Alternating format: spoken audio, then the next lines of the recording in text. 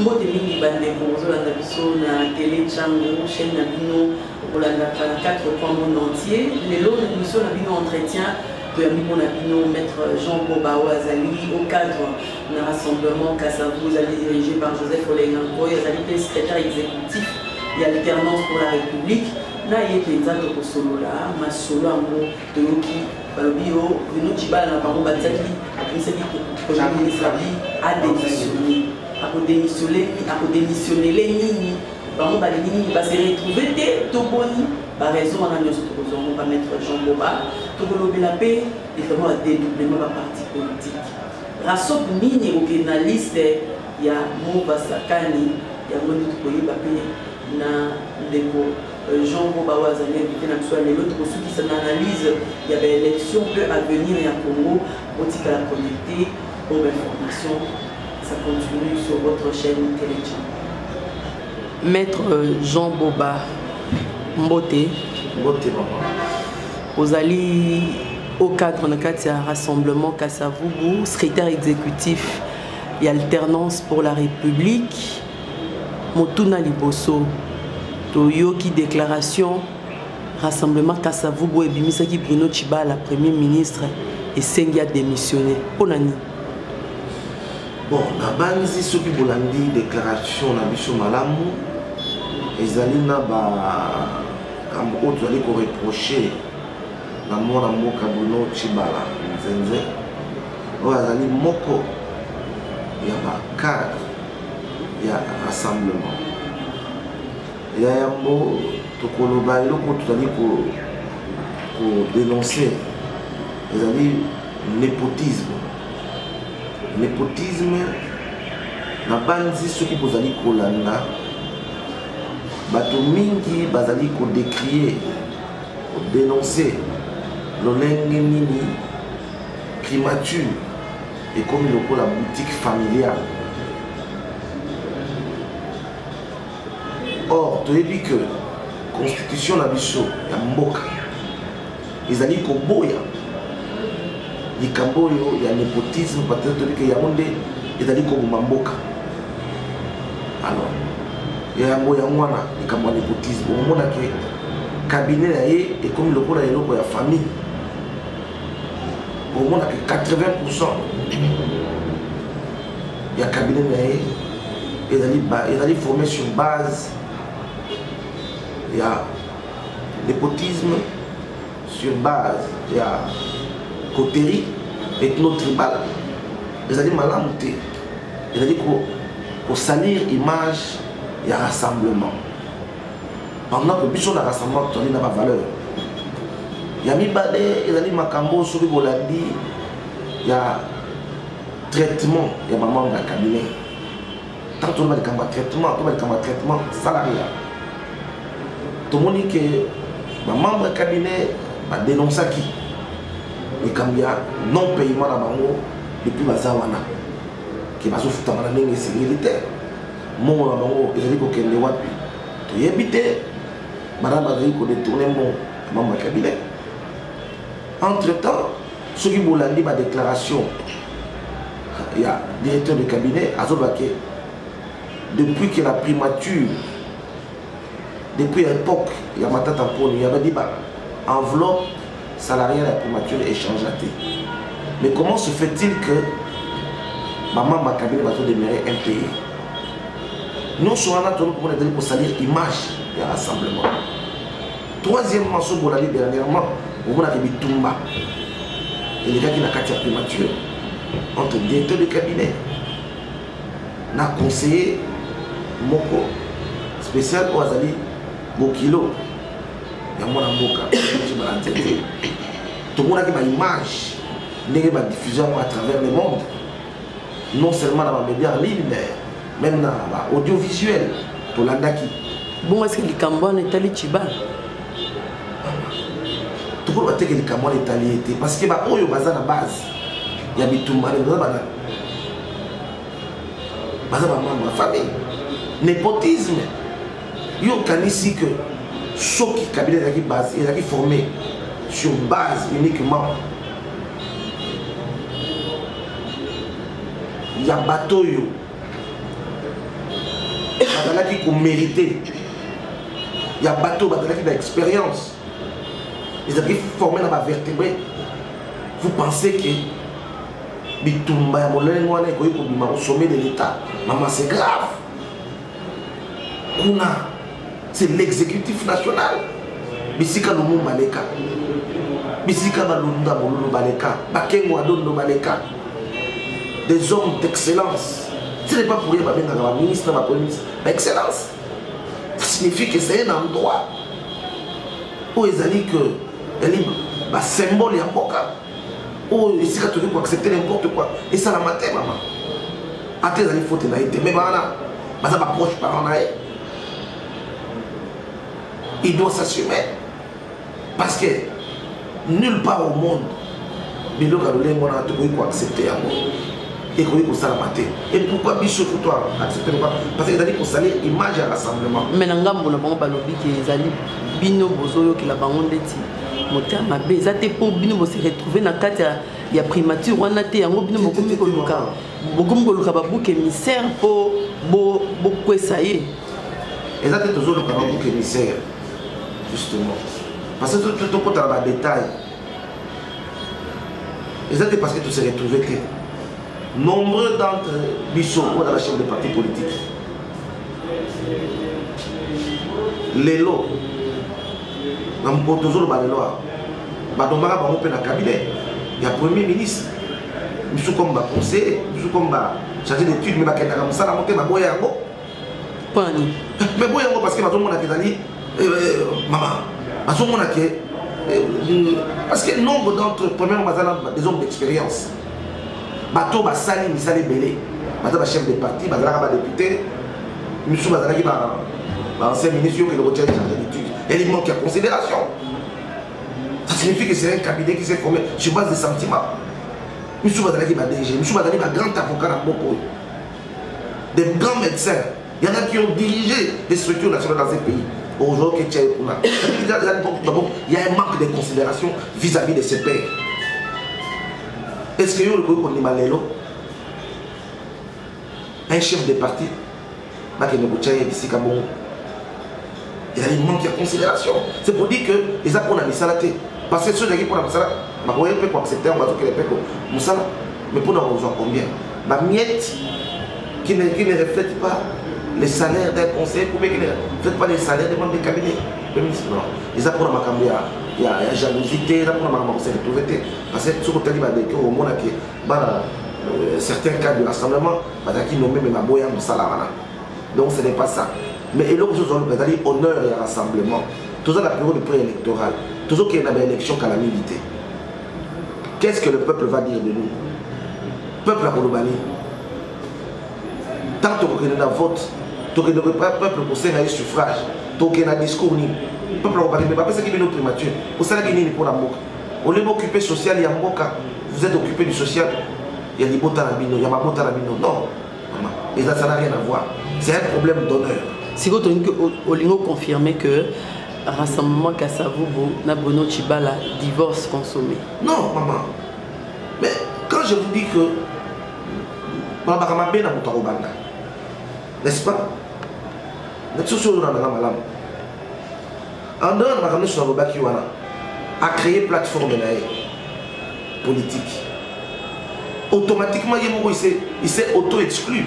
Mais la plateforme mais c'est justement, et dans la plateforme, ce sont des fondamentaux de Genval, ce n'est pas n'importe quelle plateforme. Et dans la plateforme, c'est plateforme alternance pour la République. Et la plateforme signataire de Genval. Bon, est-ce qu'il y a des signataires à Genval? Parce que plus pour se réclamer que tu as des fondamentaux. Quand on parle de fondamentaux, ça signifie quoi? Il a dit, n'est-ce pas? Babanda les Kambouana. Toboyi, comme on l'a dit, Zoba. Oyena Oyo Bambi, Oyena Oyo Bambi. L'Assemblée de l'Église Zoba. Nous sommes les fondamentaux. Bon, on va créer le logo dans automatiquement, qu'est-ce qui se passe? Il a scié l'arbre sur lequel il est assis. Donc, automatiquement, on s'auto-exclut. Et donc, Bruno Tibala. Ah, mais il faut que Longwe. Mais est-ce que Bruno Tibala à Longwe, Bandero Ming, Babiso Bruno Tibala à Longwe, kasi Joseph Olenganko, il peut pas le faire Longwe. Il faut Longwe, Joseph Olenganko. Est-ce que Joseph Olenganko a créé une plateforme à Sika? Joseph Olenganko a créé une plateforme à Sika. Joseph Olenganko a créé une plateforme à Sika. Jusqu'à preuve du contraire, c'est lui, le président du conseil des sages à rassemblement. Et donc, hier, à Lingui, il faut que ça soit au combo Moussoussou. Est-ce qu'il faut retarder tes processus électoraux déjà engagés? Maman, il faut retarder le mon côté. Il faut retarder dans les camions. Parce que le gouvernement a organisé l'élection. Structure technique qui a organisé l'élection, ils allaient saigner. Ceux qui n'étaient pas bougés, ils saigner, tout le monde non. Structure technique qui accompagne le gouvernement pour organiser l'élection. Dès qu'on se pose ça. Mais le gouvernement a la structure technique. Le gouvernement a déjà coupé sa ligne. Coupé sa mort. Mais c'est une organisation d'élection, alors dans le monde, pourquoi? C'est pourquoi, puisque ici, mon amour à Joseph Olenganko, a la responsabilité d'aller à mer. Donc, Atinda Kombo Moussou. Ah, mais oui, Atinda Kombo Moussou. Bon président de la République sur un dîner. Papa, maman, Libissa, tout ça, la période où on a un accord, la Constitution. Mon compte d'amour a dit que Azali Moto a respecté mais Beko, Azali Moto a respecté l'accord. Accord et qu'on a respecté. Parce que Bishop est te présentant qui est, Bishop va te présenter qui est, Bishop est te désavouer, te dire que non, tout le monde est le lenga la SCP de Bishop, le lenga va dire qu'on crée ma plateforme à s'écarter dans la ligne de conduite. Il y a un rassemblement. Alors, je pense que Mokonza Mboka, en tant que démocrate, en tant que garant de la nation et des institutions, à cause de la responsabilité d'un père, pour aller non. Voilà. Et si quand vous c'est une gymnastique qui est simple. Parce que les camo et salami lelo, maman, et pas la bichot dans l'assemblement. Tous au moins exemple, il y a Palou. Ah, ou Palou. Alobi qui a qui négocié l'alliance na Moussoussou. Avant mon konzambo quand la démarche à Koutanana Gizé. Secrétaire permanent pour le Bakini. Abi awa tobo alliance la majorité. Toujours c'est un peu la banane. Dans ma ministre sur la gouvernement Sani. Va tirer ma conséquence. C'est ça l'honnêteté intellectuelle. C'est ça l'honnêteté intellectuelle. Parce que on ne peut pas vouloir une chose et son contraire. Au Covid, il y a un rassemblement. Mais on continue pour jouir dans le poste de rassemblement. Non. C'est quelque chose à la logique, c'est quelque chose à la honnête. Et donc vous êtes déçu na Nenge Boutaki Bruno Tibala comme Premier ministre? Le rassemblement est déçu. Parce que les Cameroun, on a la zone bas, ils ont uniquement les Cameroun alternance pour la République. Mais dans les Cameroun, il y a des composantes. Pour essayer de faire des déclaration. Ce sont les 9 composantes du rassemblement. Donc, composantes. On ne peut pas parler du rassemblement sans composantes. Donc, ce sont les composantes qui forment les rassemblements. Ceux qui vont composantes sont dans l'unanimité, ils vont désavouer. Bon, à côté, en fonction de quoi? À côté, en fonction de quoi? Et c'est Aïba, n'a pas tiré ma conséquence, il y a un acte à Posaki. Bon, c'est Bruno Tibala pour démissionner. Maman, à Koboya, oui, après il faut refuser, mais nous allons mettre tout en œuvre pour qu'elle a démissionné. Nous allons mettre tout en œuvre, nous allons le pousser à la démission. Par exemple, en faisant quoi? Alors, Maître Jean Boba, Toloba, président Joseph Olenganko, au Kamba Rassemblement, Azali président Yasensa, mais toujours qu'il y a petit à petit vers le jour où il y a l'élection, situation, il y a décrispation politique. Bazo ko sentir en mon amité bande ko bazana prisonnier emblématique ba bimité bande ko libanda bazongité. Est-ce que climat oyo ça propice pour qu'il y ait une belle élection? Maman na boyebi sayo que toujours qu'il y a une élection ba oyo baza distrait ba ko sutu kanete na 2006 na 2006 c'est des kaka boy ba bi o élection ko zalaté o élection ko zalaté Mais la 2006, c'est la maladie. Les camarades de crispation. Souvent, les camarades de crispation, c'est la maladie dans le camp. Parce que les camarades de crispation, ils allaient évoluer. Mais le professeur, oui, Moulon. Il y a un côté. Si bakulu na soki combien na prison to noze la bande ko muyambo to yoka ki bazo bima mais tout à la capacité. Je vous dirais que la machine de la décrispation est en marche. Sans ça, ils ont travaillé. Le président du conseil de SAC a dit qu'il travaillait. Moi, je suis un peu. Nami Kolidali Kouya, Bokoyo Kabino Moko, Makambo et Koleka, pour notre décrispation. Malembe, tout allez évoluer, Malembe, Makambo et Fongwama. C'est vrai, peut-être qu'il y a quelques cas où il est ticani, mais je pense que dans les jours à venir, Bokoyo Kabino Moko, Bokoyo Samona Moko, les employés raison. Mon amour a dit qu'on travaille. Le président du conseil de SAC a dit qu'on travaille. Le président Senta, il est déjà en œuvre. Tolingi maître Boba, au Samuel Loba, n'a pas alliance aux Salama ces derniers jours. Tous quelques jours à l'élection, alliance aux Salama. Est-ce que ils ont opportun les Loba alliance aux Salama? Si, il a dit opportun pourquoi l'alliance soit là. Ceux qui ont la loi électorale en vigueur, les autres, il y a seuil, il y a représentativité nationale, il y a 1%. Alors, je dis que actuellement, pour que le parti Moko ait atteint seuil, il y a éligibilité, il est difficile. Parce que si on a le nombre de la population, donc ceux qui ont le nombre de voix, pour obtenir dans le siège Moko, il faut atteindre au moins 450 000 voix. Je ne vois pas ces partis politiques Oyo à atteindre ceux qui sont en coalition. C'est pourquoi tous les coalition, la coalition dit que Salama, les partis politiques vont se regrouper pour que atteindre ceux qui donc c'est logique, c'est une stratégie électorale. Parce que devant loi Oyo, en tant que parti au risque de siéger dans l'Assemblée nationale. Mais les cambats de dédoublement à parti politique. Les cambats de dédoublement à parti politique. Les amis balé, alternance mi balé, nous sommes composants, nous sommes rasop que ça vous bien, on peut quasi un rasop limité. Vous avez noté que Bamisusu, beaucoup de lésés, Bamisusu, qui est une élection, jusqu'au 26 mars, il faut saigner à la liste de partis politiques, de la plateforme. Bon, comme le dédoublement, il y a pas parti politique, il y a déjà une solution, mais je ne suis pas la bouche autorisée. Je préfère que tout cas, ça va annoncer à nous. Mais ceux qui ont des lobbies, ils vont travailler sur les capitales de dédoublement, il y a pas parti politique. Les Camolobi, il y a des dédoublements, même il y a des plateformes. Sur il y a des plateformes sur Olelo, tu peux parler sur le dédoublement. Parce que avec l'alliance sur le lobby, il y a des partis politiques, n'est-ce pas? Donc même dans les Kolizali Koya, on ne parlera plus de l'alternance pour la République à Savougou, l'alternance pour la République limitée, on n'en parlera plus.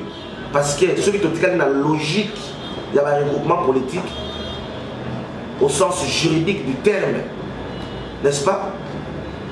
Aucun parti politique ne peut appartenir à des regroupements politiques. Les regroupements politiques, ce sera une affaire des partis politiques. Ça signifie que même Oyo qui se disent CR, Alternance pour la République, tant que nous avons signé pour avoir une plateforme électorale, ces histoires, il y a un regroupement politique, il y a un regroupement politique, G7T, on ne parlera plus de l'alternance pour la République, mais nous parlons de l'ensemble. Regroupement politique électoral. Ah, il y a des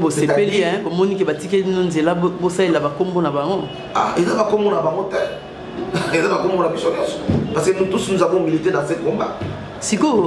Bino bo bengana Chibala, mais Chibala ndo représenter UDPS na kati rasop. Siko botika la combien de composantes? 8. Papa, si tu as gagné dans l'Assemblée, tu as désavoué comme Premier ministre. Mais tu as gagné dans l'Assemblée.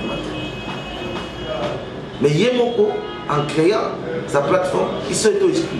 Donc il faut tirer ma conséquence. Attends, oublie que tu as limite. Nangam, on a combien? Pour te dire que on a Nangam. Si bah. Bakabwani. Attends, bah, on va ouvrir tes maths. Bakabwani. Ah, yango esali esengo na bino. Alors, maître Jean Boba, toza pena na suka, il y a émission na biso, mais tolingi tozwa point de vue non par rapport au processus électoral. Est-ce que ba signaux ezali que élection isala mabel et bien en décembre 2018 et aux hommes à venir il y a Congo ndengeni? Ba signaux ezali que ma élection est en 2018.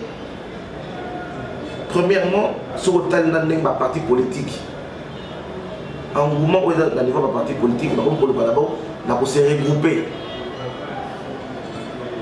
dans un regroupement politique électoral. Ça signifie que nous croire dans l'élection, n'est-ce pas? Sur l'élection, on va se regrouper. Jusque-là, la CENI ne se plaint pas que où il y a CENI qui va payer ça pour organiser l'élection. Qui m'appelle CIT. Bon, je pense que jusque-là, ça va. Parce que tant que la CENI nous rassure, parce qu'il y a une NASA modèle technique, je pense que les élections auront bien et bien eu. Mais la machine a voté contesté.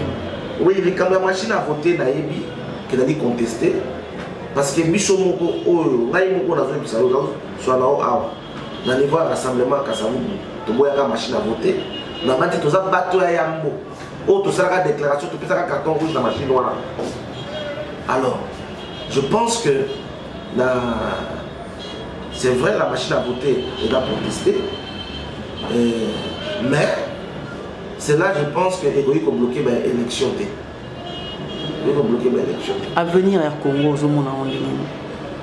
bon, l'avenir du Congo, maman, je peux dire l'avenir, ils ont promettre.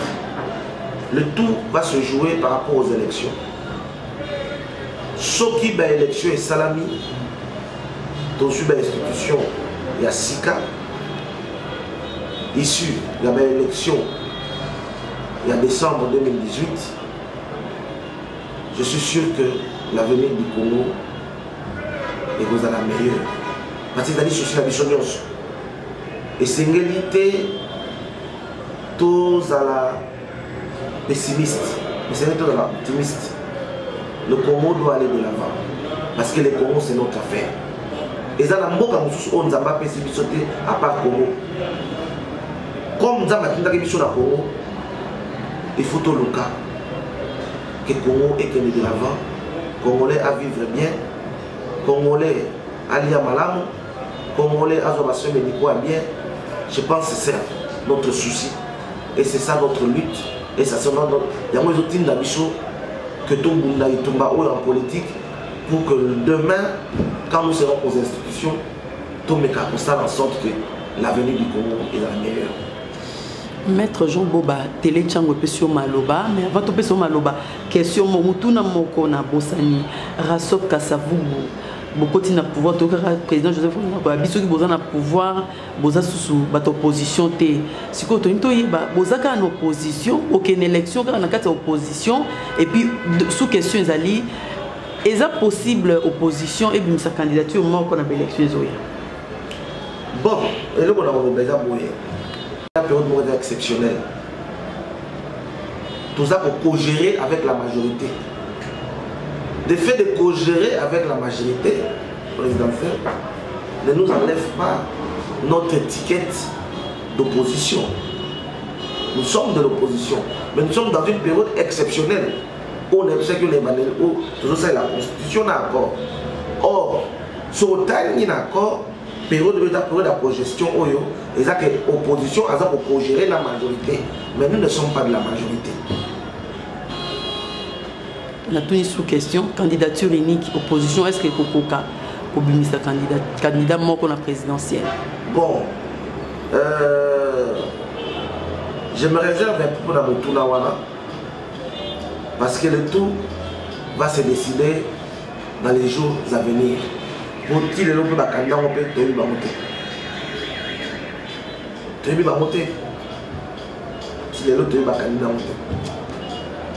Maître Jean Boba, Télé Tchango Pesio Suko Maloba, Yebisa ba Congolais ba Rolanda à travers le monde, ou Yebisi Bangoni. Ba Congolais pour Rolanda à travers le monde, ou Yebisa Bango, ba sa base à la apaiser. Ba Tika Rolanda, la campagne d'intoxication de l'ennemi à la République, mais plutôt Bango Nyonso va s'engager sur la voie des élections. Parce que Makila Bana Congo est un mingi. Tout ça, on a bossé Makila Bana Congo est un. Parce que l'autre, vous avez pour l'élection. Dans l'élection, il y a dans 8 mois, 1 ou 9 mois, pour organiser l'élection. Lentement et sûrement, nous allons vers les élections. Maître Jean Boba, tout le monde. Merci.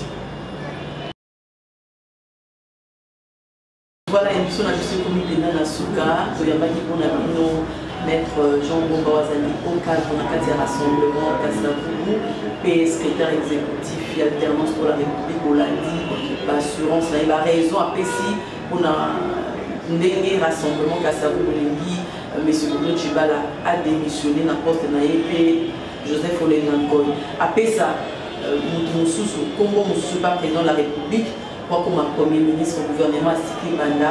Et puis pour le gouvernement Sika, pour retarder en rien l'élection en décembre 2018, pour l'Andipé, alors déjà une nouvelle qui le parti politique et pour se poser des solutions et déjà il faut ça pour dans les heures qui suivent pour occuper le lac à Pessi. Peuple congolais, tout s'est préparé dans l'élection pour être Mboka et Zoba dirigeant Sika et Mboka et se développer. Donc, Botika la connecté, tout qui est dans les Sengo, la pour présenter une émission à l'élo, Botika la connecté dans la chaîne de la Télé Tchango, la première chaîne YouTube.